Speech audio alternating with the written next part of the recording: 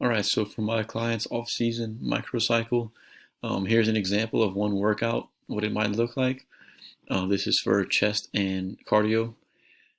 As you can see, I have the exercises listed: flat bench press, dumbbell flies, dips, incline barbell press, and decline press machine.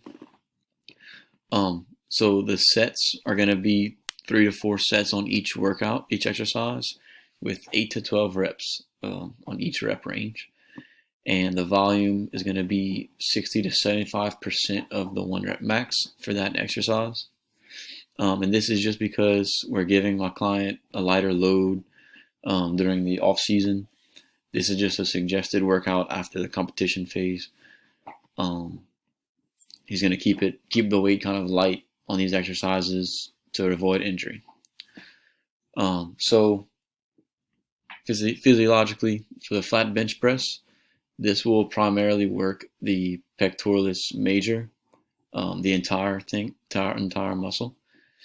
And this is good for his sport because it'll develop a foundation to build upon during the next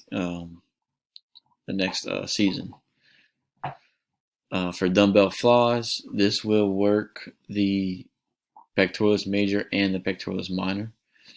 So that's a good overall workout. Dips will work the pectoralis major, the entire thing. Incline press will work the pectoralis major and the upper part of the chest.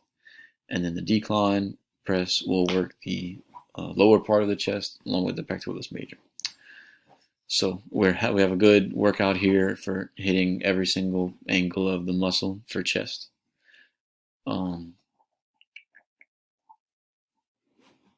So these chest workouts are necessary because, like I said, we're hitting the entire muscle in order to make the muscle belly pop on stage.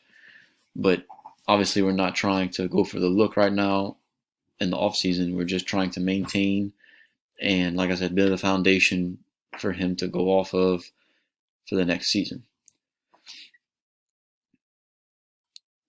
And then also I have on here the cardio listed. I have for suggested SteraMill, the step machine for about 30 minutes, and then followed by a 1 mile jog, because this about equals 45 minutes of cardio, like I prescribed him. I forgot to say, so 8 to 12 reps for the rep range. This is because we're trying to achieve hypertrophy and nothing else, no strength or power in the off season. Like I said, we're just maintaining. And 6 to 12 reps is the range for hypertrophy.